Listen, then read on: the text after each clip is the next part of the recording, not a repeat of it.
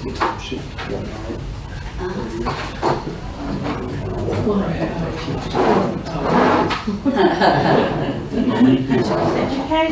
and it's a pleasure to be here. My name is Keskitalo. I am researcher at the Department of Education, and I'm working now at a research project which is concentrating on Sami language education, teaching and distance education.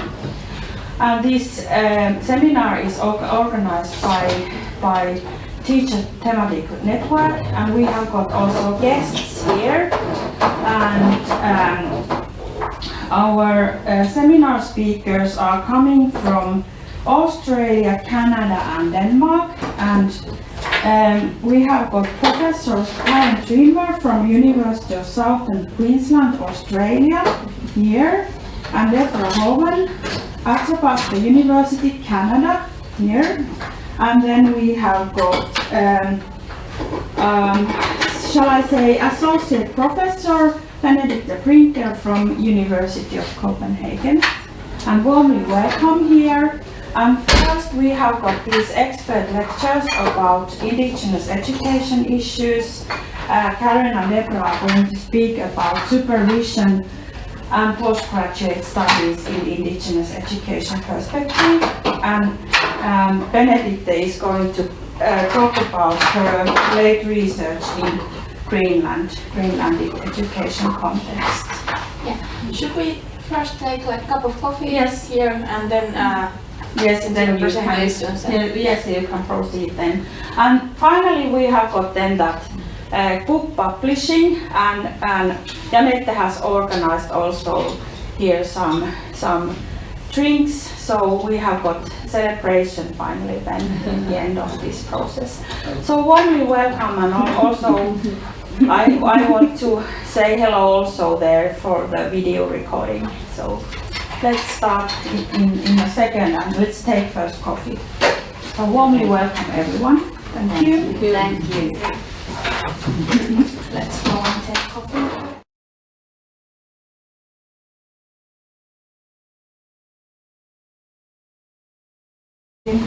And it's our pleasure to be here because we have been working with Vigga now for, what is it, Vigga, maybe four years? And we have, whilst we have met on Zoom, and you know, technology is a wonderful thing. It is not the same as actually being able to meet in actual person, and so it was lovely, and we were able to meet some other colleagues and have some lovely time yesterday evening as well, so that was terrific.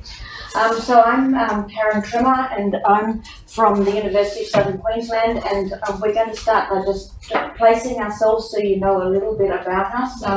And for myself especially, given that I'm working in this field because I'm not an Indigenous person, my background is I'm actually 5 generations Australian on both sides, but I'm not an Indigenous Australian, and so my background is that I'm of Celtic origin originally, and my family would have come across originally to Australia during the potato famine from Ireland, perhaps not terribly willingly, and then we were living in a place called Castlemaine in Victoria, and I'm actually the first generation of the family, in the 5th generation, who wasn't born in Castlemaine in Victoria, and all of my grandmother is and all my other forebears are buried there. So that's kind of my country. I can't claim country in the way that an Indigenous person can, and so it's been very difficult finding place because I also moved around a lot as a child. I went to 5 different primary schools, for example, in 3 states across Australia. I went to 7. So, you know, it makes it hard to establish place. And so the first place I would say that I found home would be Geraldton, which is on the western side of Australia. It's a city about halfway, a very small city, only about 30,000 people, halfway up the coast on the Western Australia. And that was the home of the Yamaji Aboriginal people, and I got to know those people and work with them, doing some courses and working with them there. and then The map of Australia. we should. It's probably And about Canada. 5,000 kilometres from where I was, so you know it's probably hard to imagine from a European Scandinavian perspective how far away I live from where my grandchildren are in the same country. But I now work at the University of Southern Queensland with which is the land of the Djerriwarrh and Gadigal people, and I work with my Aboriginal colleagues in the area of doing supervision. And some of the reasons why I am working in that area will become evident as we go through, but that's just to place myself. And in Australia, Aboriginal people prefer to be called Aboriginal in general, right, rather than Indigenous. Yes, yes. And also make the distinction, it's Aboriginal and Torres Strait Islander people in Australia. There are, saying Indigenous does not say which people, and so we have a lot of Aboriginal, the Yamaji people, or the Djerriwarrh or the Gadigal people, because it makes obviously a significant difference where the country is, and it is based around language. But a lot of the languages have been lost, unfortunately, because there are over 250 different language groups, and it has not been possible, given what has happened in the colonisation process, to maintain those languages. At the beginning of the 19th century, there were over 400 language groups, and now there are only half that. Yeah, So and probably less than that probably now. less than that now. As far as who can actually speak them. Yes. Okay. So I'm Deborah Hoven. I went to 7 different primary schools,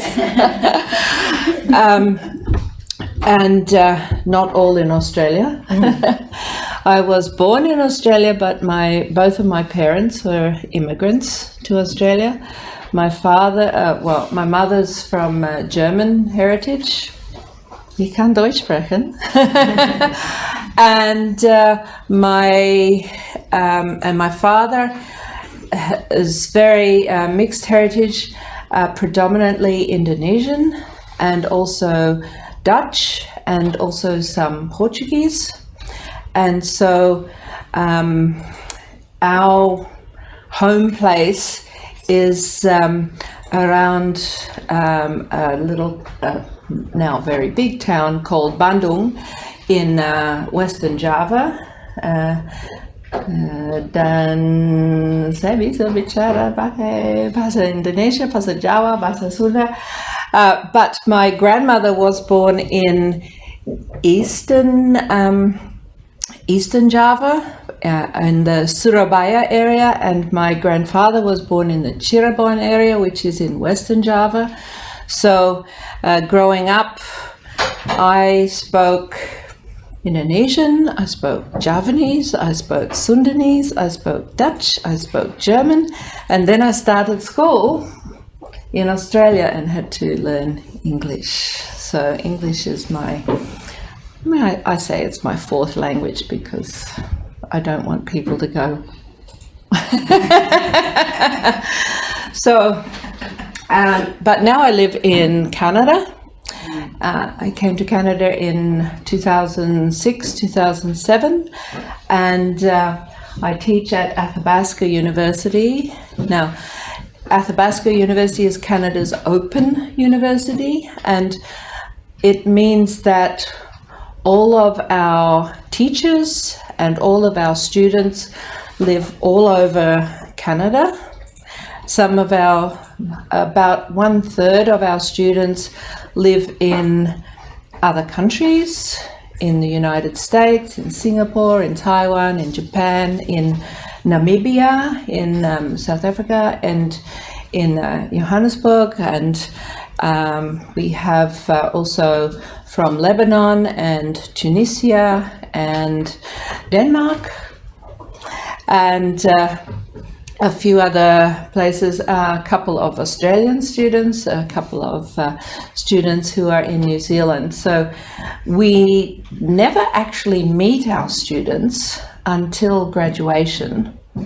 and that's only if they come in person for graduation, because we also live stream our graduation ceremonies. So yeah, and where I lived, the second province from the west of Canada, and we are located on the lands of Treaty 6 and Treaty 7 peoples in Canada. So that's the Stoney Nakoda Nation and the Tsuut'ina Nation and the Siksika peoples.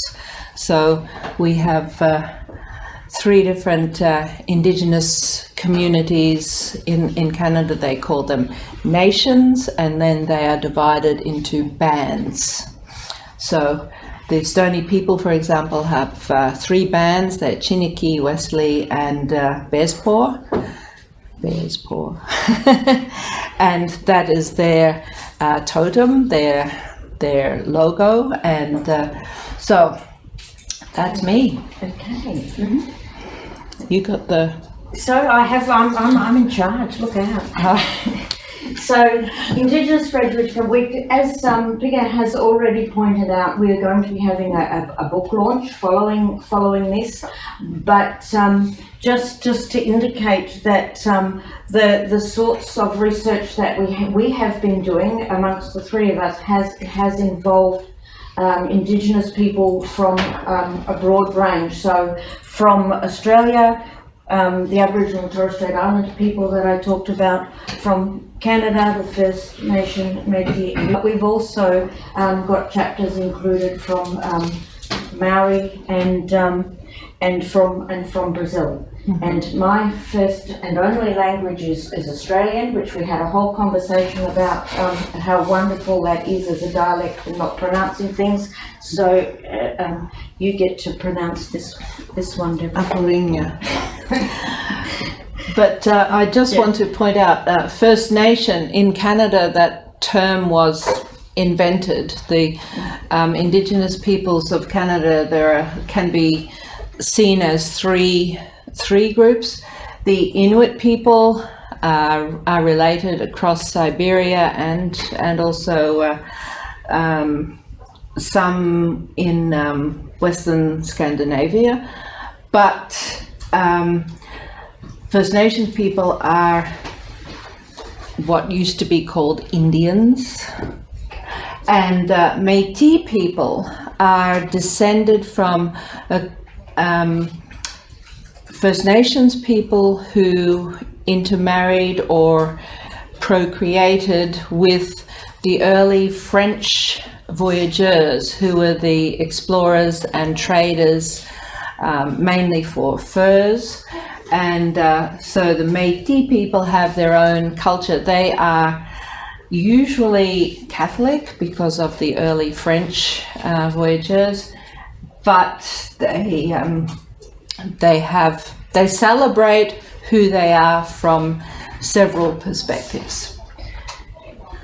The common thing I think we have found in doing this research is there is more in common with the experiences that Indigenous people have had more than there are differences.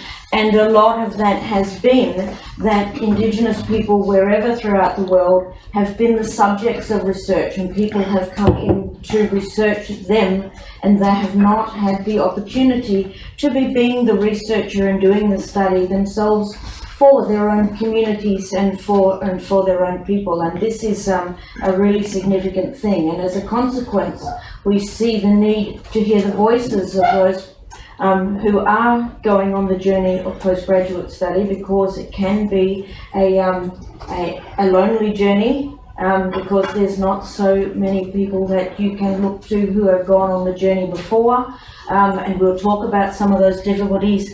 And so we're looking at having more equitable participation globally for people in, and I use the terms, I should say, postgraduate and graduate. In Australia, we use postgraduate, and by that I mean graduate. And so, masters and doctorate. Because I believe that that's what maybe is the terminology here. So, if I'm using one and the other, I'm meaning the same. In North America, we say graduate. Yeah, so hence we have this going on. So, and also the need to be able to be acknowledging research methodologies when students are doing this work, rather than saying, okay, yes, we're going to increase our numbers, we have a quota of people, and it's tokenistic, and to say, yes, we'll include you in our numbers, but no, you have to do these kinds of research, and we're not going to value the knowledge and methodologies you bring. So it involves both of those things. Mm-hmm. So the problems start long before the postgraduate or graduate education. They start earlier in the education cycle, because a lot of Indigenous people and children don't finish high school for a whole range of different reasons, and they might even not consider going on to do an undergraduate degree, let alone to then go on further. And a lot of that has to do with feelings of fear or and rejection for a whole range of reasons. One very significant one in Australia is as simple as financial. It is extremely expensive to get an education in Australia, and whilst there are some scholarships for Aboriginal and Torres Strait Islander students, that's only a couple of students at each university. That's not enough, and so you've got to be able to be paying out $10,000 to $15,000 a year for the whole course of your studies, which comes to an enormous burden. And then that, even though you can get that in advance and have a debt, you have to pay tax on that debt. So families do not necessarily have that those funds. I was very lucky myself, because we had one Prime Minister back in the 70s who allowed for free education, and so I'm the first in my family who was able to be to have a tertiary education, but it is still out of the reach of a lot of families. And then we have negative past experiences of education, and certainly for Aboriginal and Torres Strait Islander people, that has been a serious concern, and there is a lot of distrust and a lack of valuing of what is happening in schools, because we have the situation of the stolen generation, where before Aboriginal people were recognised, and that wasn't until the 60s, as citizens within their own country, because of terra nullius, when James Cook came to colonise Australia. Aboriginal people were considered under the Flora and Fauna Act. It's embarrassing to stand here and shameful to say, but this is the history that the country has, that we must acknowledge if we're going to move forward with reconciliation and for everybody. And that means that children who had some white parentage were taken away from their families, and some have never found them again, and they were forced to do schooling and so on in a way that took them away from their communities and families, and this has left a lot of damage for people and for communities. So took them away to be civilized and yes. taught useful skills. So girls were taught how to be servants and cooks and housemaids, and the men were taught to be like cowboys, herders, etc. Stockmen, yes, yeah. Or trackers working for the police to find other Aboriginal people who had run away from their owners, and also the people. Yeah, also so when the children were taken away. The stolen generation is worse, I think, than the residential school system in Canada, and I'll talk about that in a minute, because stolen generation, they completely lost any knowledge or contact with who their parents were, what their name was, where their land, their country was, And so they could never return because they didn't know where to return to, and often they were very young. And you know, I've got one colleague I work with at university, and her adopted parents told her that she was Greek because of her dark features and so on. And you know, and only as an adult is she finding out what her history is and who her lands are. And she does have relatives that she's been able to find. And one of Australia's Olympic athletes, Kathy Freeman, her parents told her that they were East Indian. But in Canada, the residential schools for similar paternalistic reasons. So children were taken from their families when they became school age, both Inuit and First Nations students, and but they were at least able to return home for holiday time, so they could see their parents again once a year. But when they came to the school, they were not allowed to bring any clothes from their community, so they were given Western clothes only. They were not allowed to keep their dolls, their toys. They were taken away. They were not allowed to speak their own language. They were given a new English name rather than their traditional name. And I have a horrendous story from one of my students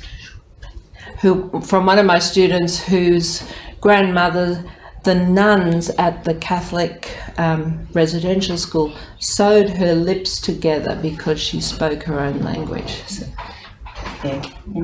yeah.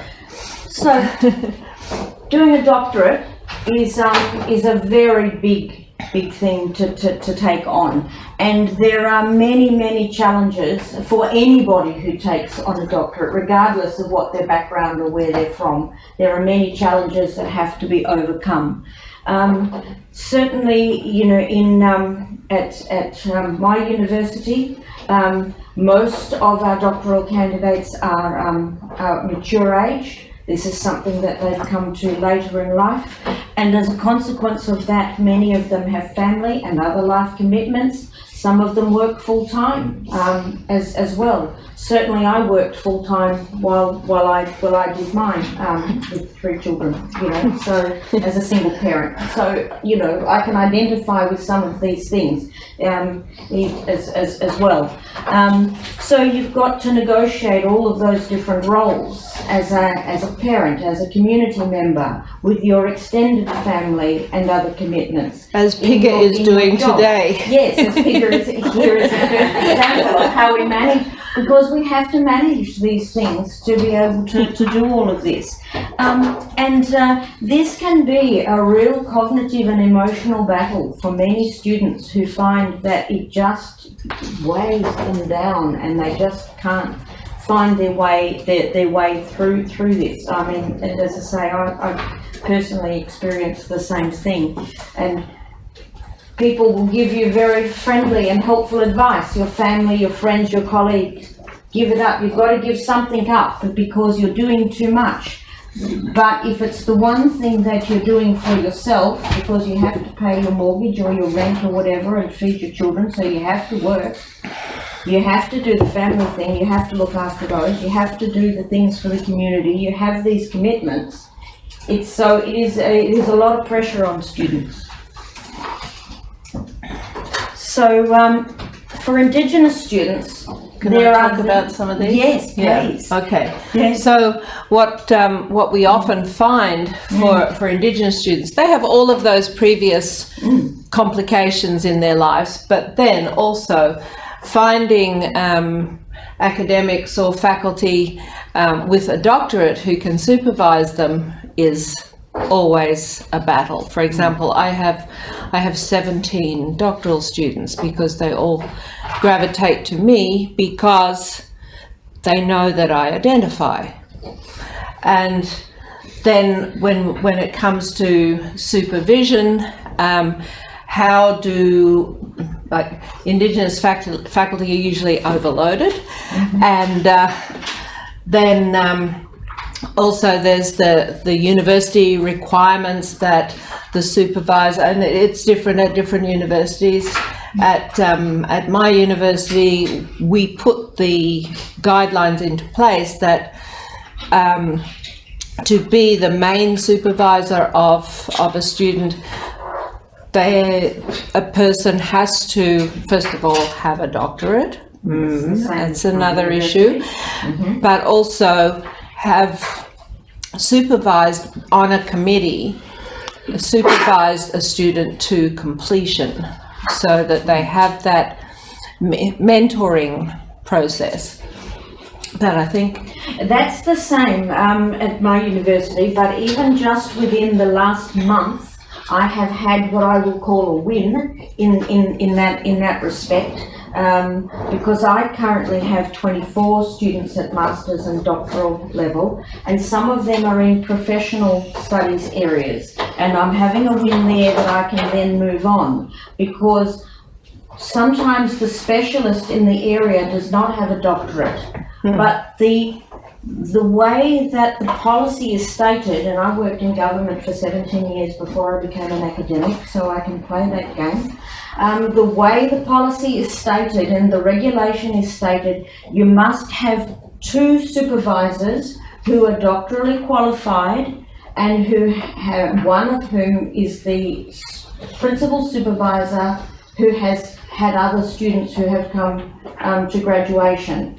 It doesn't say anything about a 3rd supervisor who brings other skills that are important. And so I have been able to bring on people who have, I have to put a case for the expertise they are bringing to the team that is crucial to the success of that student, and they don't have a doctorate. And that way they do then get to have, as soon as they do manage to get the doctorate, they can immediately start being the principal supervisor because they've already got someone to completion. So we bring it forward. So that's this month's strategy. Yeah.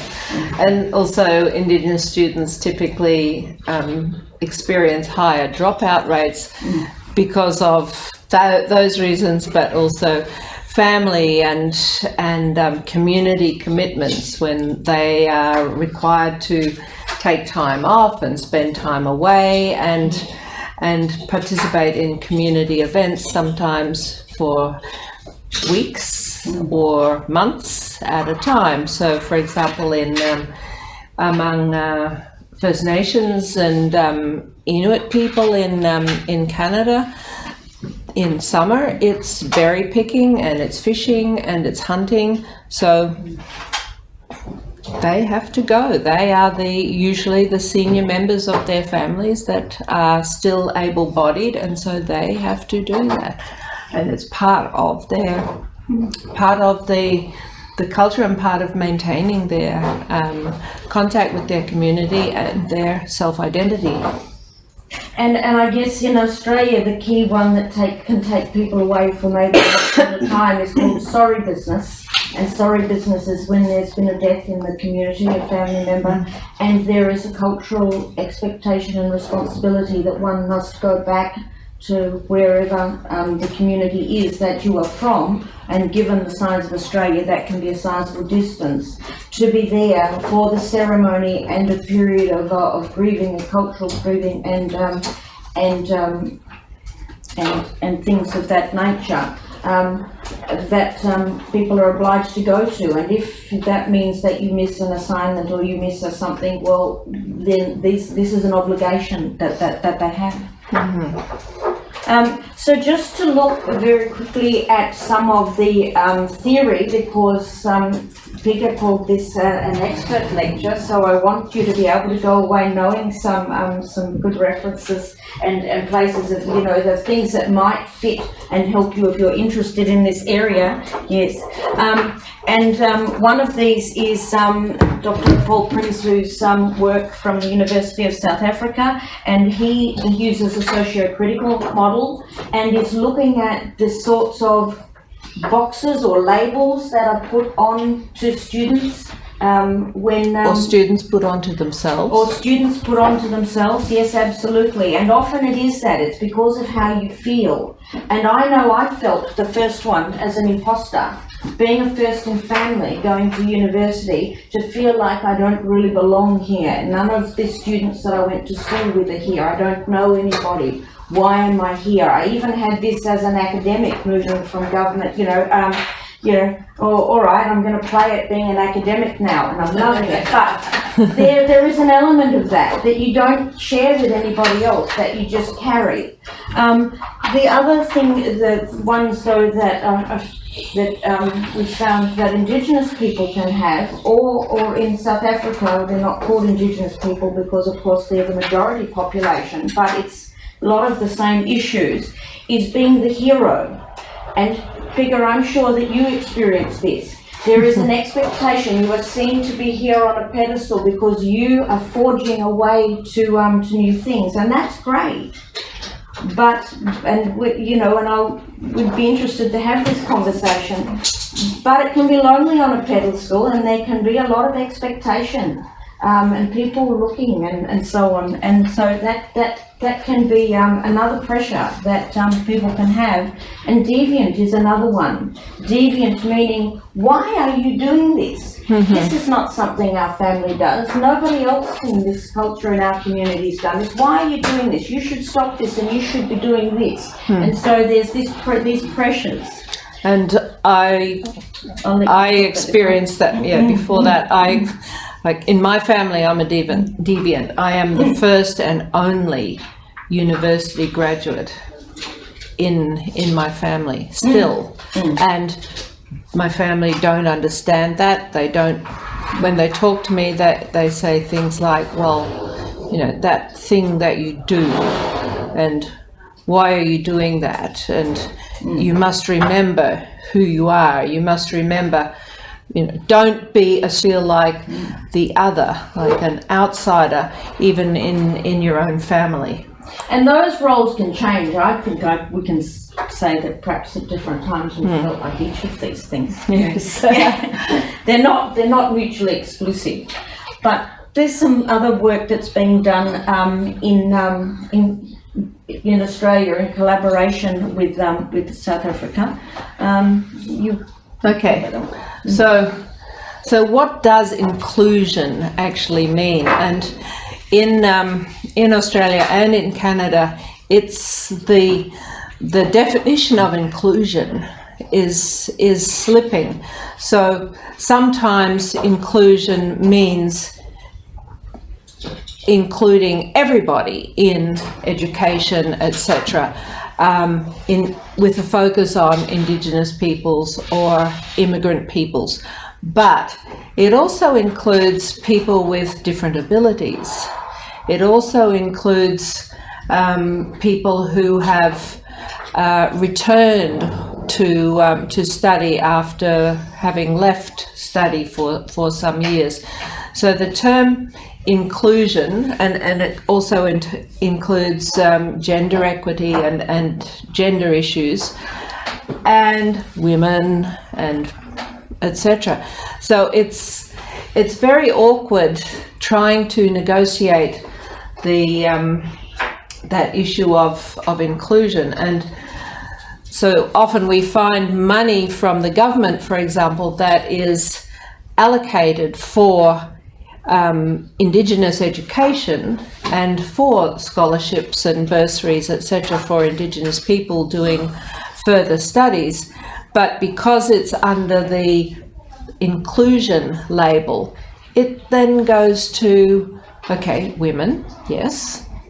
It also goes to people with different abilities. 10 minutes. Yes. Okay. All right. Okay. All right. Well, we will. I can continue because I remember what was. Yeah, I was going to say we might want to go a bit faster. Yeah. Yeah. Okay.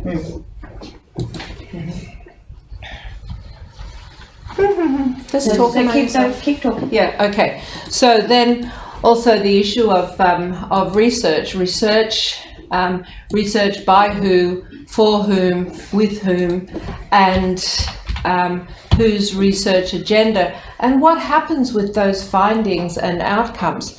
So for the last however many centuries in colonized countries, the research has been by outsiders coming into communities with their own agenda, no consultation, no collaboration, and consultation is another problematic word in Canada now too, because it's not consultation, because that still implies that there is this paternalistic view, but it's collaboration and collaborative or collective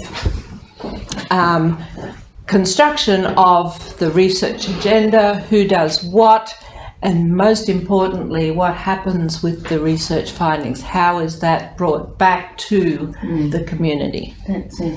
And mostly this is by who do you see, who is present in the research? White males, able-bodied males. That's who you see, and there is an absence of others. So okay, I'll talk about the first bit here. This is probably our last slide. Yeah, no, we've only got two. Yeah, no, two more. But so committee membership and composition, we talked a little bit about that. So, for example, at my university, I had to fight right from the beginning to include explicitly the word elders and knowledge holders in who can be committee members. And then often elders, normally if we have committee members, we do it as part of our workload and we put it on our resume, but they don't do that, they can't do that. And so they require, of course, payment for their services. Also, often there's the the feedback and comments that they give to students is from conversations and in conversations. So it's not written feedback. So there's no written record that universities often require. From a decolonising perspective rather than indigenising, which is a horrible word, we use decolonising. So the format of the thesis or dissertation, so that has to also be negotiated so that it's much more friendly to conversations and to images and to pictures rather than just text. Committee formation, and also similarly with defences, we hold all of our defences online, and sometimes that means the student has to travel to the community where their committee elder lives and use their own funds and technology to have that elder participate in their defence.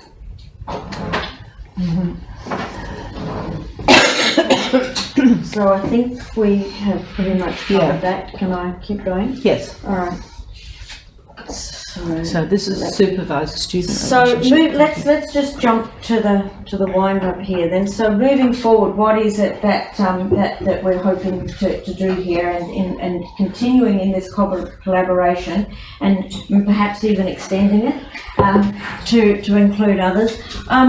We want to acknowledge the fact that that graduate students are going to be the agents of change. We want to do whatever it is that's in our capacity to increase the agency of Indigenous researchers so that they can be in control of what is happening in developing new understandings and knowledge going forward, and doing this.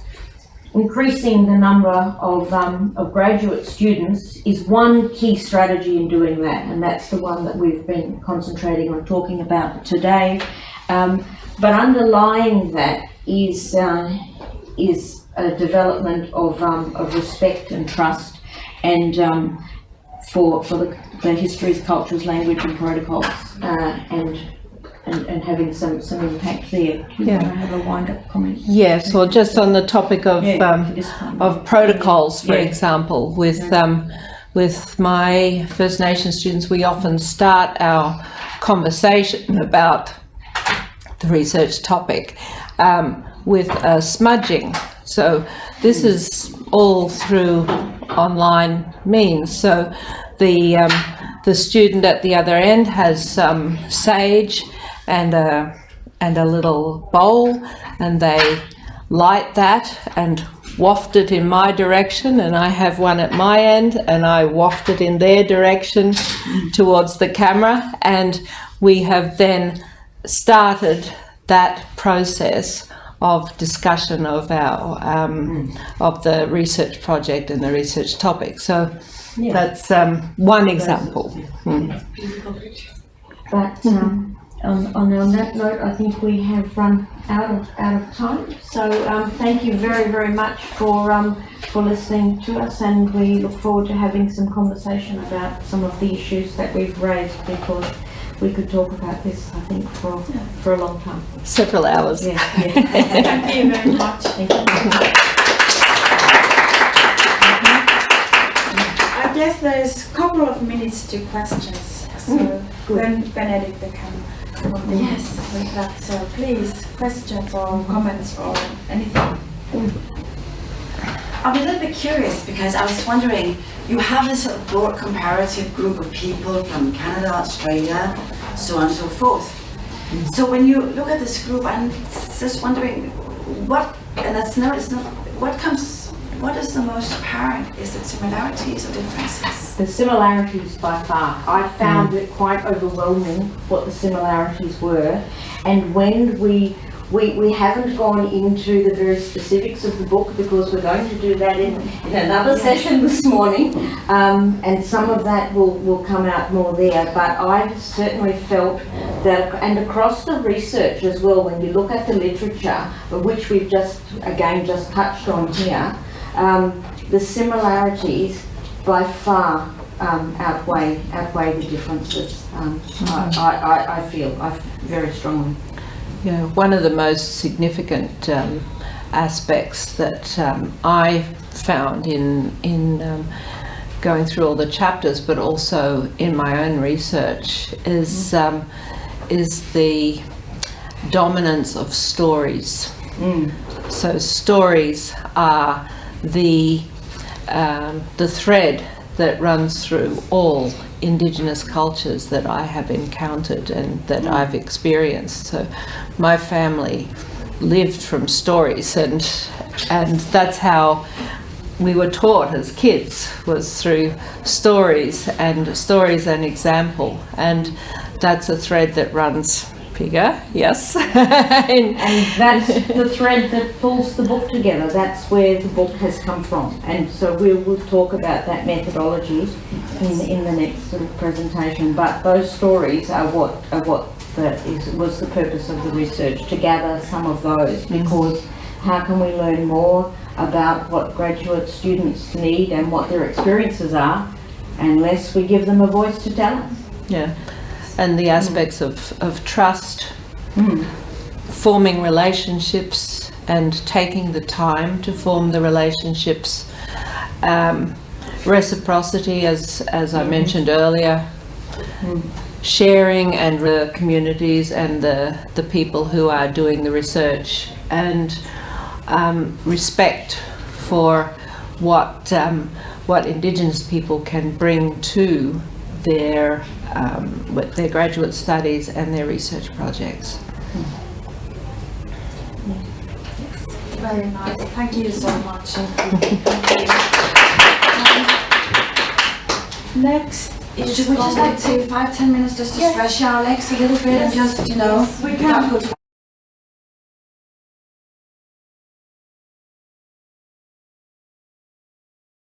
Lapland. It's a place where I have been once before, and I'm always very, very happy to be here because of your hospitality, generosity, and because of the inspiring intellectual exchanges we have about indigeneity, culture, the significance of cultural contexts and communities. So I'm very happy to be here and being reacquainted with old friends and making new friendships. This research that I'm going to present for you today is something that I'm doing into collaboration with Lena Holm Pedersen, who is a professor at the Department of Political Science, University of Copenhagen. I'm an associate professor and also head of department at the Department of Sociology and also University of Copenhagen. It's a paper which is about to be published in the journal Public Management Review. It's a special issue that we've been working on for a while together with Professor Neil Boyd from he's a professor in management, University of Bucknell, US. And it's a special issue on motivation among public servants and the role of community therein. And again, a little advertisement here. It's going to be the summer issue, and it's going to be great to finally see it in print. Yes. It's a project that we had going on for 2 years. And sort of, it's going to be good. I need just to say a few words on funding. The project is funded by, it's a sort of combination of two types of projects. Lena Holm Pedersen's work on public administration, which is funded by the Danish Research Council, and my 3-year fieldwork and research into Greenland education system, which is funded by the Carlsberg Foundation. When you, as a researcher, engage in fieldwork in Greenland, you have to have some considerations about method. I'll go back to that. But also sort of a second order observation on your own, on yourself. Because I'm a Dane, and Greenland used to be a Danish colony. Needless to say, I mean, the history is short. It was a Danish colony from 1721 until 1953, when it was actually incorporated or integrated fully into Denmark, becoming a Danish county from 1953 until 1979. At the time it got home rule. You can imagine the first policy area it brought, its own jurisdiction was actually education. I only have half an hour, so I'm not going to reflect that much, also because I think we are all in this room fully aware what that means when you're a researcher and a non-Indigenous researcher engaging in research in Indigenous contexts. I have personally been very inspired by Barbara Chivanaska's shadowing method, which is a particular type of method where you step in and take a step back. And that has helped me a lot to sort of envision my own role. And I can recommend everyone to read her fantastic work on shadowing. It's a great inspiration. So what we're looking at is, oops, I need to have this one, is public service motivation. And we are intrigued by, and that's to just sort of initially say, it's a theoretical, it's a conceptual framework. Public service motivation springs from a discussion about motivation. We all know we can be extrinsically motivated. If I pay you some money, I might be fortunate to get you to do what I would like you to do. But other people are intrinsically motivated. They will not be motivated by, for instance, economic incentives. They will be motivated by inner needs, and we may even go so far as to see examples where extrinsic motivation may actually crowd out intrinsic motivation. Then there's a third type of motivation, that's pro-social types or forms of motivation, where you're actually motivated by, for instance, doing good for others. That's what we in brief call public service motivation. That you apply, you're attracted to jobs in the public sector, whether it's a nurse, or as a school teacher, or health, education, police, so on and so forth, because you have a desire to, or you are satisfied by doing, you find satisfaction in doing good for others. That's what inspires us, because that's usually from theory, it tells us this is what we should expect, is why teachers apply for jobs as teachers, why people become teachers in the first instance. And then we're triggered by this idea that, yes, we have teachers in East, we're looking at East Greenland in particular. However, we have an extremely high level of teacher turnover. And this is not specifically to East Greenland. The entire Arctic area, you have very, very high level of teacher turnover. So we need to look at not only why people apply for jobs as teachers in these areas, but also how can we make them stay in these jobs so that we limit de-recruitment, because we know de-recruitment is, and the very high levels of teacher turnover is detrimental to the education quality and to the chances of students to prosper and progress. You need continuity, you need to thrive in order to be able to learn. So we look at these three types. Does public service motivation overlap with other motivational forms? Can we draw upon these to get teachers to stay in their jobs? Is public service motivation intrinsic, or can it be primed, triggered by context? Finally, a lot of the literature describes a dark side of public service motivation. People can be so inspired by doing good for others that they actually burn out. They have stress and they end up de-recruiting. Not because they are not satisfied, but because, yes, they become ill. And that's what we refer to as the dark side of public service motivation. You might say that you burn out in the attempt to keeping other people warm. Good.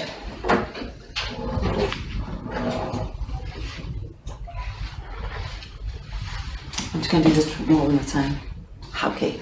Our research question is, how do different motivational forms? When we look at public service motivation, that's somehow the literature that we're embedded in. Then we look at sense of community responsibility, and excitement motivation. How does that vary in the process of attraction and attrition in a setting characterized by challenging work conditions? Oops. We use an extreme case. We look at the profession that's teachers in a primary and lower secondary school in East Greenland. We're looking at the particular case of Tasiilaq, the former Amazonic, which is sort of the only school in East Greenland that is sort of a large school. It has about 450 to 500 students. And as you may know, East Greenland is much more isolated than West Greenland. East Greenland, having the sort of geographical size of Eastern Europe, has 3,000 people living there. 2,000 of them live in East Greenland, compared to West Greenland. On East Greenland, we prefer to be there because it tends to get a little bit crowded on the west coast. East Greenland has, yes, extreme isolation. It's partially isolated, which means that you can only reach it by a boat during the summer period, June until October. During the winter period, you need helicopter or a dog sledge. It also has a range of socioeconomic problems and problems pertaining to different types of abuse. So you have around 50% of the pupils at the school have some sort of case of fight with the local authorities. Good. The design is a qualitative case study. It's a longitudinal study. I did 5 visits to the school in the period 2014 to 15, the academic year 2014-15, 2015-16, and a follow-up interview in 16. And this meant that I went there in the beginning of the school year and at the end of the school year. And this is sort of very obvious and clear why. That's because then I get to meet the teachers at the beginning of the year, and I can interview them. Why did you choose this job? What motivated you to take the job? What do you expect? What are your visions? What are your dreams? And then come back at the end of the school year and see how many who had actually stayed there, and asking them, are you planning on coming back next year? Why are you not coming back? What makes you want to stay? So basically getting a close-up insight into their motivations. I had, of course, with all the interview guide, following the same questions every time for every teacher. I interviewed 15 teachers. Some of them, of course, fill out inevitably, because you have a high turnover. And gradually I opened up the guide so there was a place for individual stories. However, I followed the guide every time. And I coupled that with the observation in classrooms and in the teacher's common room. Good. Now this is a slide that I'm particularly proud of because it's completely incapable, you can't read it. But this is the y-axis has abstract up here and concrete down here. And the x-axis has other regarding and need-based. And then you have the four motivational forms: excitement, public service motivation, a sense of community responsibility, and sense of community. The point is, of course, that on the x-axis we have sense of community and excitement motivation. That's need-based. It's a kind of inner motivation. I need to get excited. I need to feel part of something. And we expect that they're important for attraction, but that they do not lead to attrition. Sorry, what are you saying? Great. I'm just going to speak very fast from now on. No, I'm not. To motivate a teacher to stay at the school. We cannot just work on your own needs. We need to embed the teacher in the community. So that we need to make a sort of development, a progression from need-based to other regarding types of motivation. Other regarding types of motivation being public service motivation, this need to do good for others, or taking a responsibility for the community. So we're interested in that transition. How do we as school managers, headmasters, course coordinators, administration and so on, how can we envision and facilitate such a transition? Furthermore, but we also need to be aware of the fact that if you are only solely motivated by your desire to do good for others, taking a responsibility for the community, you need to be careful because you also need to take care of yourself. I spoke about that last night actually. Otherwise you might have a burnout. So you also need to pay attention to your own need fulfillment. Now, on the referent abstract specific, we are curious to see if this embeddedness of doing good for others, the motivation to do good for others, that's a very abstract notion. And also excitement. I like to get excited. I can have everywhere basically, on many locations. And I'm sure both Australia, and Canada, and Greenland, and Brazil are full of these places where you can find this excitement, the sensation of adventure. But it does not deliver on its own. You also need an embeddedness in the concrete community again. So basically our research very much revolves around what does this notion of community embeddedness does for our understanding and motivation of teachers. Can we use it to counterbalance and combat? I'll give you a few sort of peeks into what we actually found, our results. First, this is a teacher at the school, and I am interviewing him about why he chose the job. He says, I saw the job and I thought, wow, that sounds exciting. And that is very, very common. Another one, I was sitting on the toilet back where I lived in Copenhagen and I was reading a magazine. It had an ad with the headline, Greenland is recruiting teachers. And these pictures of polar bears and dog sledges appeared in my mind. I thought, yes, that's exactly what I'm going to do. I'm going to go to Greenland and look a polar bear in the eyes. I'm going to shoot a seal and I'm going to go fishing. For crying out loud, that's what I'm going to do. And I'm all for that excitement, but I'm also, I have a careful wish that we can take all that energy and transfer it from excitement motivation, this satisfaction of your inner needs, an intrinsic type of motivation, onto a more other regarding community embedded type of motivation. And that can be done because we have cases of it in school that people make that transfer and end up becoming teachers who are there 5, 10, 15 years. showing up for work every day, 6 o'clock, also in the weekends, and putting that sort of energy and creativity into doing good for the children. But it's not something that comes just all by itself. It requires management. And it somehow underlines the significant role of school management and headmasters. And that's good, well, that we can do something, but it becomes problematic when those headmasters themselves have a high level of turnover. Then it becomes then our possibilities to act and our room for action becomes very limited, unfortunately. Just going to show you a little bit more. Excitement and motivation, as we expected, it leads to de-recruitment. There's a young man saying here that we have staff who have been here for 30 years and others who have lasted for 2 days. And that's true, there are people who leave after 2 days. Another one saying, I've done it all, now I'm off to another school in Greenland. I want to shoot a muskox.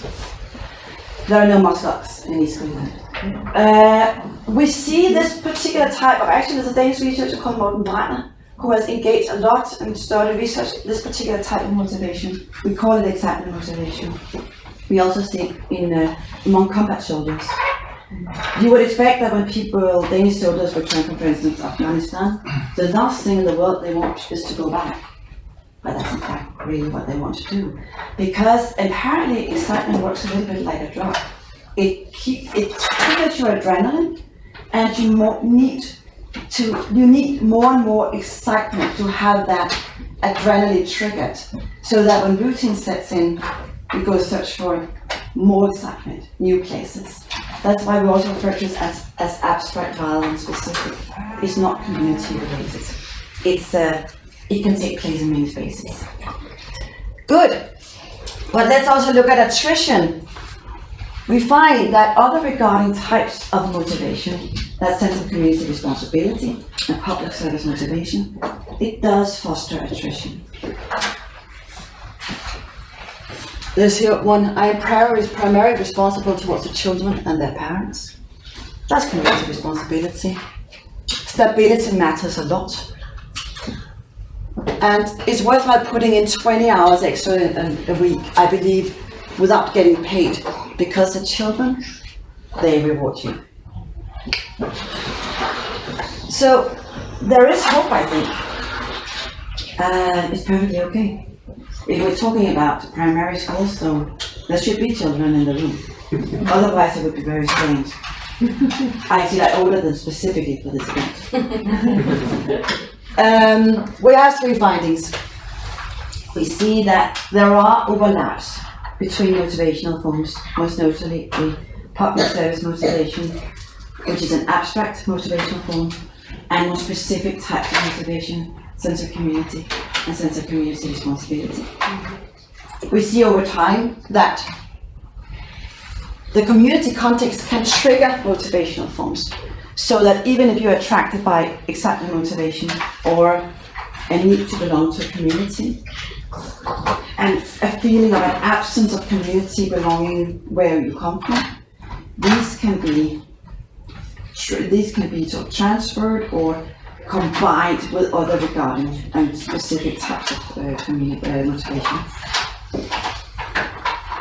Finally, pertaining to the dark side of public service motivation, we find that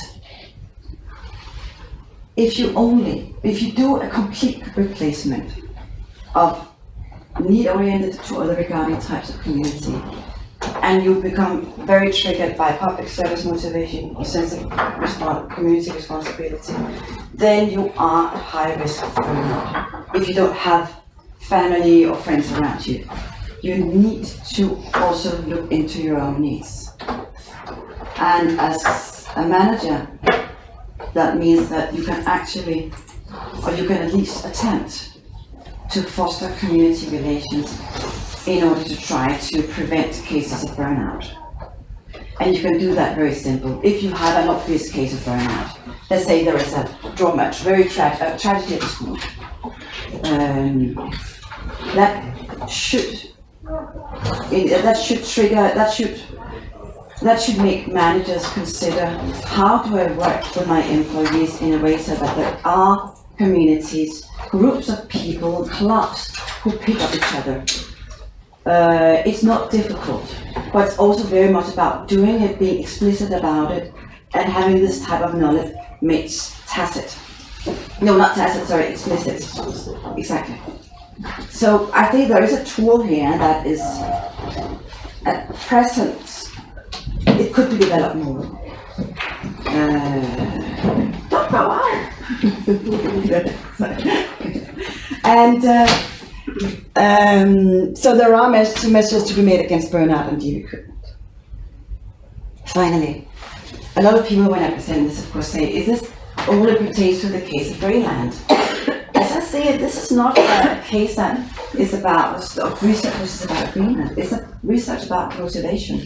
And I think that the Greenland case offers us, you might say, particularly East Greenland, it presents an extreme case that offers us insights into how we can work and combat teacher turnover or high levels of teacher turnover more generally. And it pertains to, of course, areas like the Arctic region, but also other areas where you have high levels of teacher turnover for various types of reasons. It was our attempt to try to take a theoretical or conceptual tool like public service motivation, which is quite abstract and relatively universal, right? And try to tap it into the cultural context and say, what happens when we take a sort of an abstract concept and try to embed it in a community setting? I think we need, and it's very easy for me to say, but I would at least think that this is a research agenda that I would like to engage more. Thank you very much.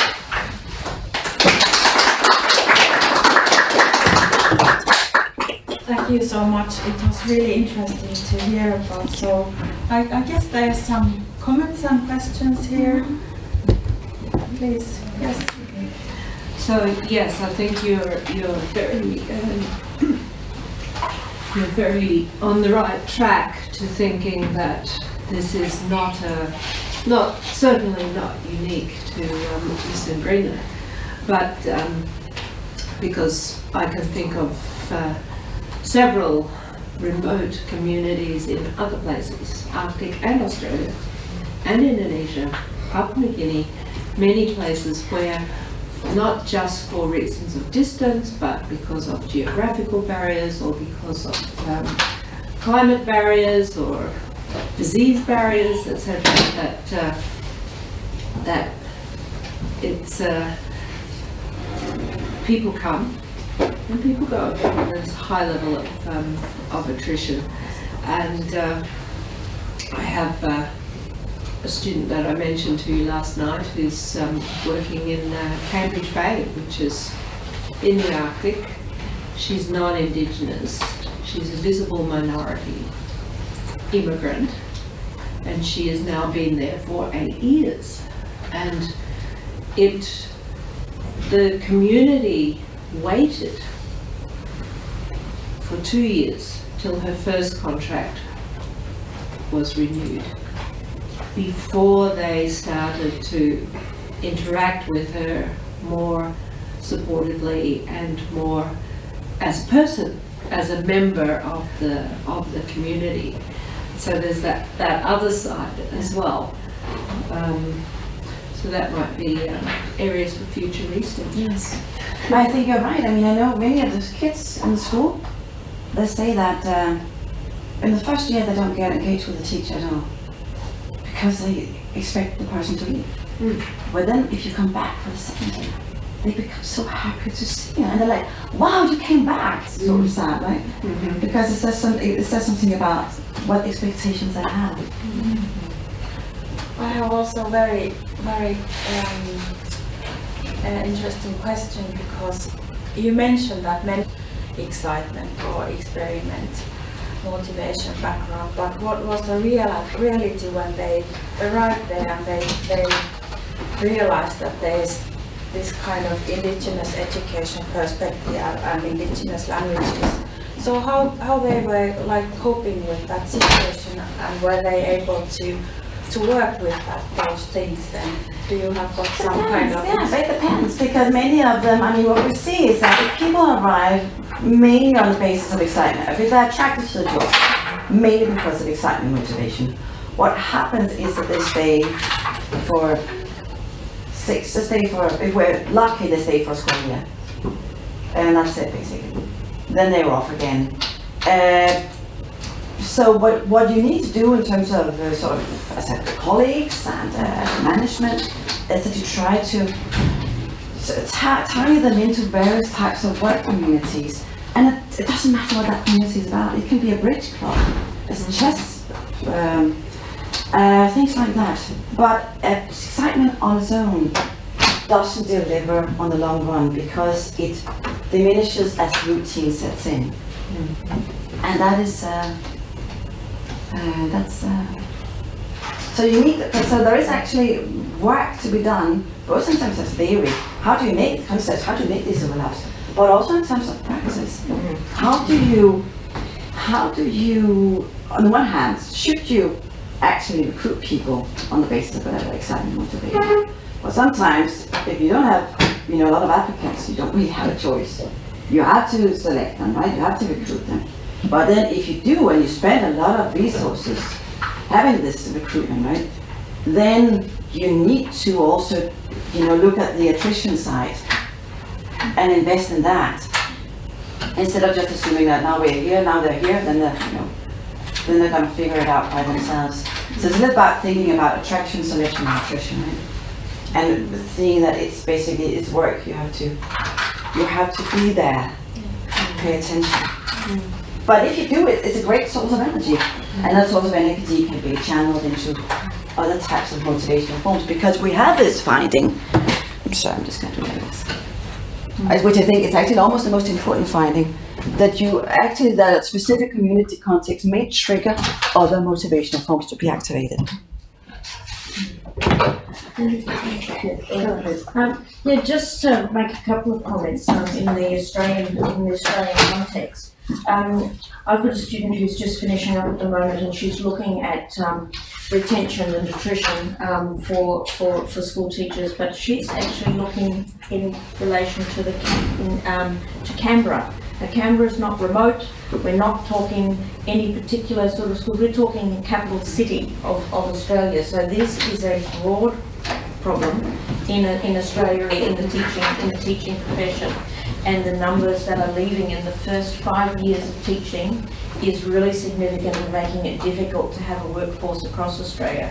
So that's just the one thing that's interesting in relation to this. And she's using social cognitive career theory to look at motivation in that. But in some of the work that I've done in Indigenous education, when we look at what's happening for the Aboriginal and Torres Strait Islander students in remote communities, if we get people who are excited to go, yes, absolutely, we would take every one of them, because the majority of teachers that are being sent out to these remote communities are the first year out graduates. Yeah. Because nobody wants to go out because of all these other issues, and we're talking about there's a whole range of reasons why communities can be somewhat dysfunctional, and it's very difficult, particularly for a non-Indigenous person, and even for an Indigenous person, because they're off country, it's not their country, and if they can actually experience more problems than a Western person in going into community if they're off country. And so the turnover is huge, because they burn out almost the day they arrive, because they may never have been to a community or in a remote location in their lives. And the leadership that they have there as the school principals is having the same issue as well, because who is being put in to be the leader of this remote school? The person who is having their first promotion to be principal. And so you get this whole complex thing where the things are rolling over, and as you say, the students and the community don't even engage because you're not staying. We have no interest in schooling because you're not staying anyway. And it has to be the rare one who actually maintains and stays for a few years where there's actually progress being made. So thank you very much. That was really interesting. Thank you for bringing up the Canberra case. I'd love to look into that. Yeah. One more question and comment. So I have another student who's up in Rankin Inlet who is a principal, and she's now been there for 2 years, and she is looking at a similar how to increase the retention rate of teachers in the school, and she's not Indigenous. But taking Karen's point further, it's not an issue that is specific to education, because nurses have a similar issue, and it's the same thing. It's the first year out nurses who have no experience with nursing, except for their studies and their training. They have no experience with remote communities, but that's where they can get a job. Yes. And also then that gives them extra points, so that if they stay there a bit longer, then they get extra points so they can choose wherever they want to practice after that. So that is one incentive to keep nurses at least 2 years in one location. Yes, there's a very interesting, I mean, if you want to do that type of comparison, schools and then this appears to be all to this. Okay, thank you very much. And I'm really happy that these themes were so overlapping and fitting together very well. And it was really nice to meet you also, Benedicte. So very happy. Yes. And after a couple of minutes pause, we will continue to the next session. And I'm really happy also that one of the writers of the book, Hanna Helander, is here. So welcome, Hanna, also here. So let's take a pause and then we'll continue with the session. Okay. Yes.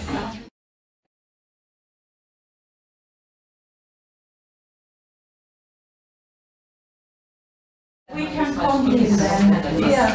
Session then. Welcome to the book publishing of Indigenous Postgraduate Education Intercultural Perspectives book, which is edited by Karen and Deborah and me. And this has been a 4-year project. We started 2016. Yes, and we got to know each other through Derwin, the University of Helsinki. And first, I would like to toast. So welcome here, everyone, and we are happy about release this book here at the University of Lapland. So Wonderful. Congratulations and thank you for congratulations. And welcome to the book. Maybe I can take you a photo with the class. Ah, yes. Oh, yes. Yes.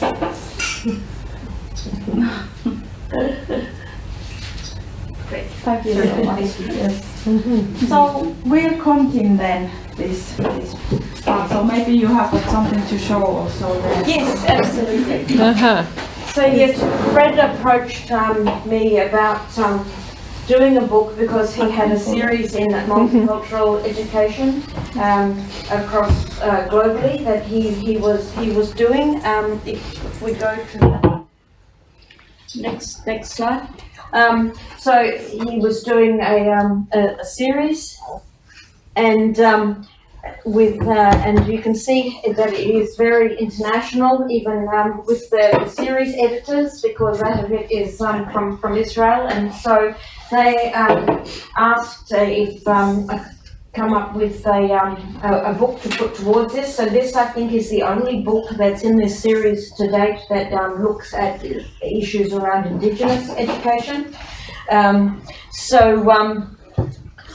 I spoke to Deborah in the first instance about this because we had already been working together and looking at storying around principles and around Leadership in Indigenous education. Ideas. And when we went to the NERA in Finland and spoke about pitched our idea to Fred, he said, I must introduce you to Pekka, and and we can extend this. And so we had a Zoom session, and Pekka said she was interested as well, and so it was born. And we have two parts in the book. The first part is theoretical, and is looking, the two parts do overlap, I should say, because there are some stories involved in the theory. It was a very difficult decision as an editing team to decide what should go in which part. But where it's talking more about the theory and strategies and so on, we are looking at part one, which has the more chapters in it. And then in part two, we've gone to, and this is really, to me, the critical element of the book, is the voices of the Indigenous students who are talking about their journeys and some of the issues and things that are related to what their journey has been. So when we were asking and inviting authors to contribute, we didn't specify what kind of contribution we wanted. I just asked the authors that I approached, I just asked for their story of their graduate journey. What did it look like? Tell it personally, tell it however you want to tell it. And I think similarly other authors responded in the same way and said, well, this is how I want to tell it. Sometimes people had just finished their master's or just finished their doctorate, and so they were very focused on a very academic, referenced story. Others really felt that they needed to have that shaped then their methodological approach, but it was still a theoretical part that came out of perhaps their research study, and others just told their own personal stories, which was also really, and so then we had to divide up which ones were more theoretical and which ones were more storied, and but there was a lot of overlap. And some are Pekka, teams, you want groups. Pekka wants to say authors. something also. Yes, Yeah. yes. Mhm. Yes, sorry.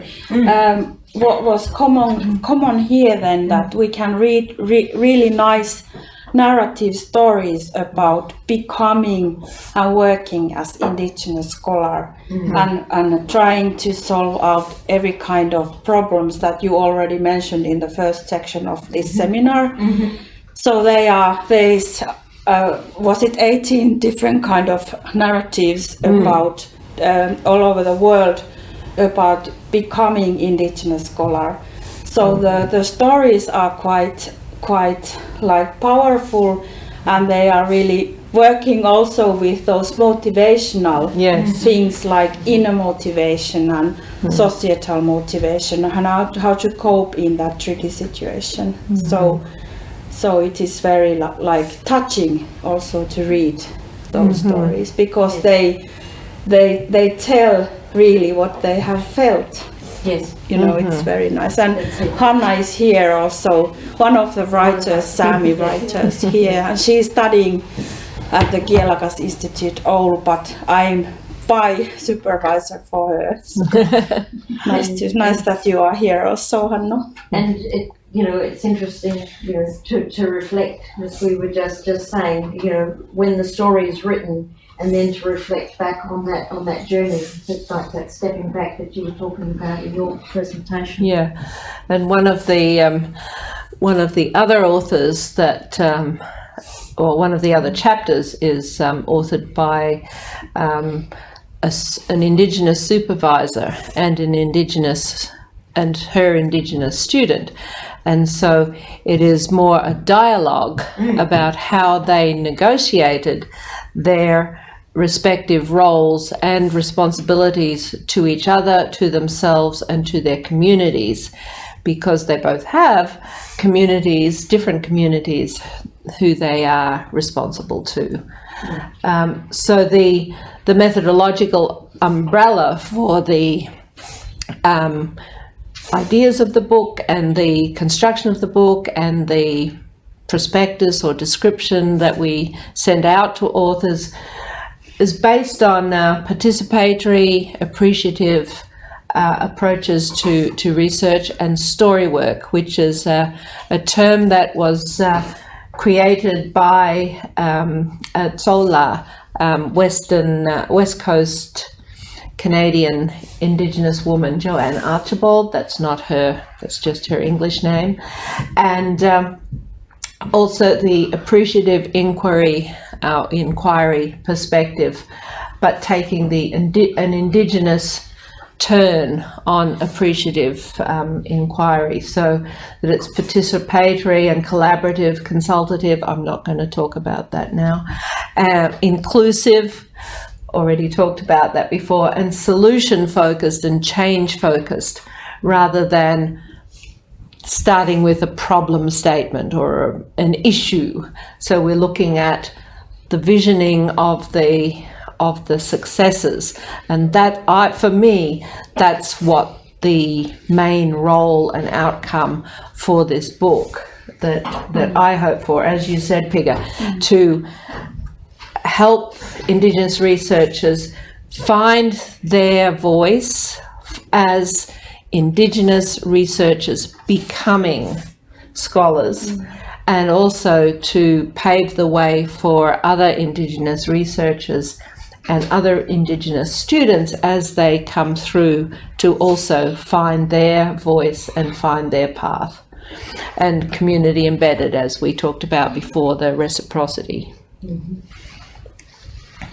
So story work includes the following 7 principles, as I mentioned a couple of them earlier. So respect, responsibility, reciprocity, reverence, and that's the spiritual element of most all Indigenous cultures. We're going to have that conversation, Pigga. Holism. So in Canadian First Nations, they talk about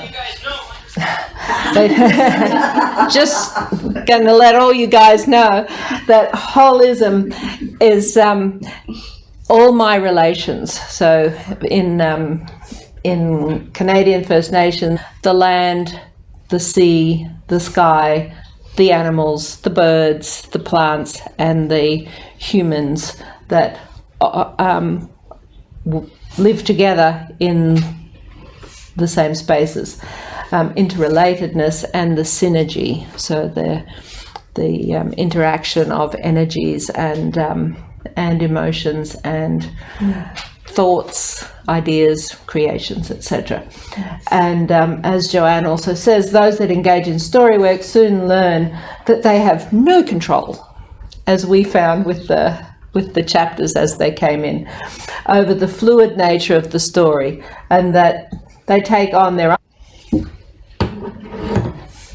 So we were looking in these stories, what were we looking for? And this comes back to a question that you asked in regard to what did we find coming out of this. We were looking at the kind of the processes and experiences, the things that inspired the students to progress. We were looking at the decolonising strategies that were used, because there were quite a number of chapters which had one academic or 2 academics who were senior, even professors, who were also writing a chapter in conjunction with one of their students, or one or more students, a number of their students. And so it was interesting that they were then reflecting between the theory and the practice, and what the strategies were that were being used. We want to know at the end, we want readers to be able to come away knowing what are some of the things that we can use, that we can take away for ourselves to use to assist our own students to progress, what contributes to success, and that's that advice. But what we're also hoping to do is open a dialogue and communication between, so that these issues can be discussed and we can be getting ideas and assisting each other in moving forward in a way that is going to to assist Indigenous students wherever they may be placed. And that doesn't even, we can step back out of that too, because what that means is students don't need to go through us. They can just interact directly with each other, because sometimes those forums where students are talking to one another directly are the most powerful as well, and give agency to the students.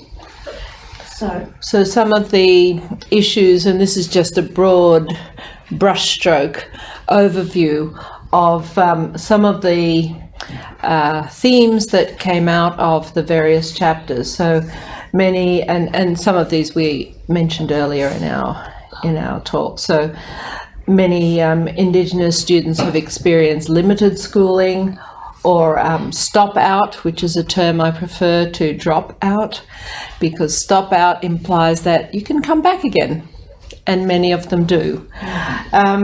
The change of lifestyle from living in the community with their families and networks and children and their land, their environment, to a fast-paced, deadline-oriented, externally controlled and managed series of processes, new environment and new rules, and particularly isolation from spiritual practices in the community, which is not just personal, one person doing it by themselves, but embedded in the community, and also the community supports for childcare and for other kinds of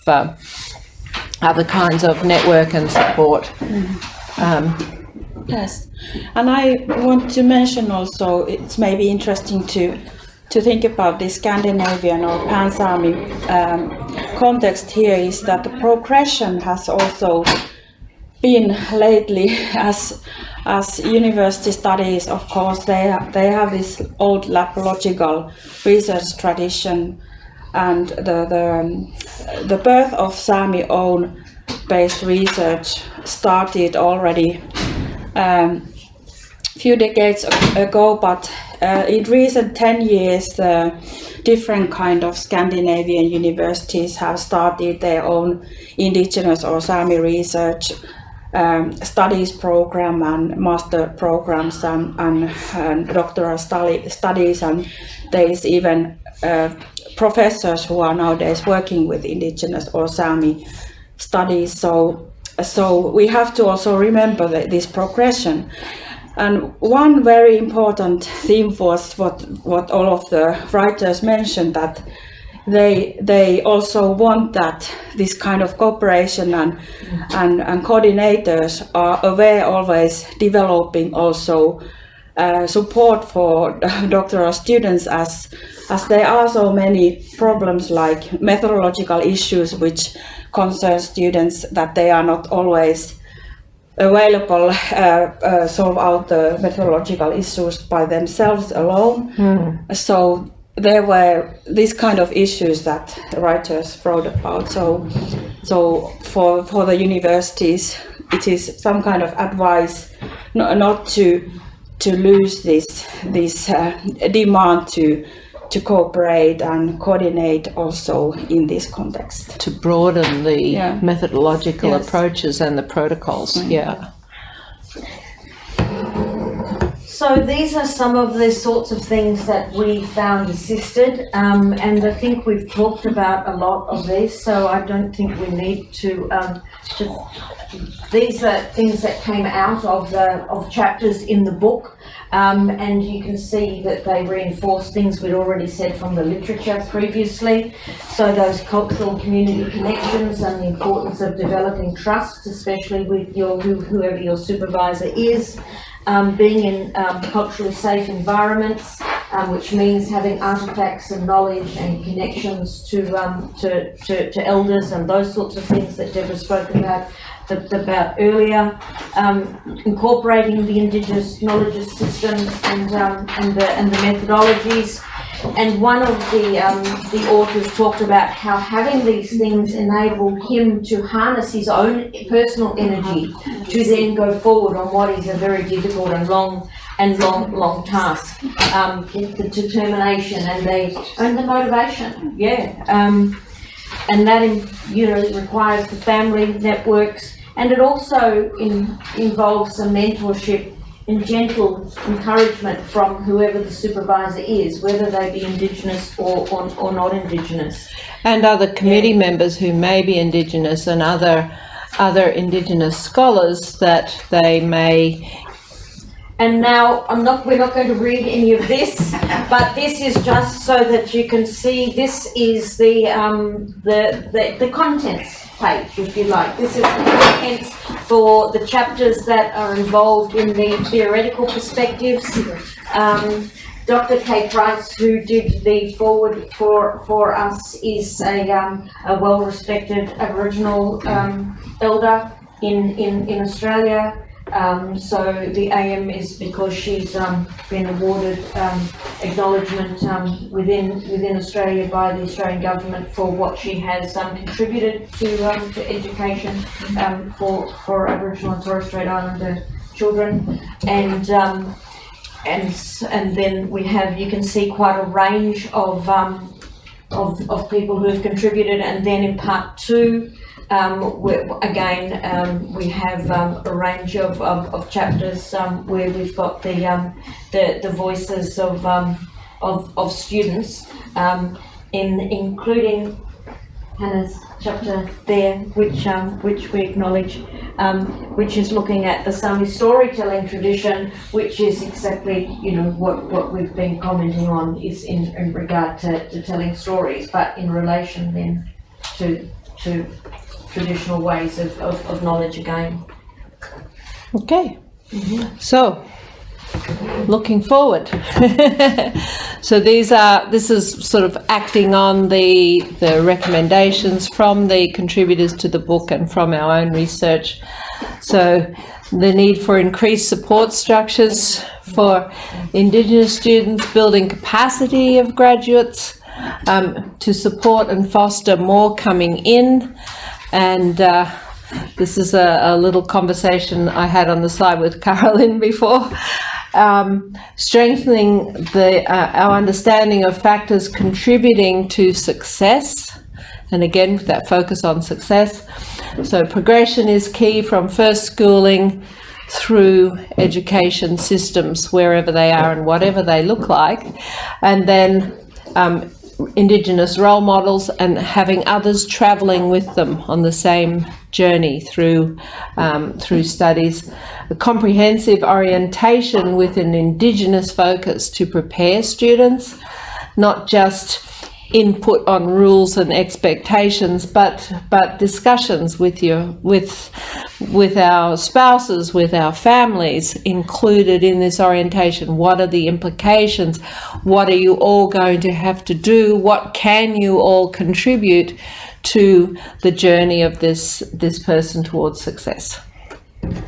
So on that note, I think thank you one and all again, and we are couldn't be more pleased at where we are. It is so appropriate to be celebrating the launch of the book here in Lapland. So thank you again for your hospitality and for coming today.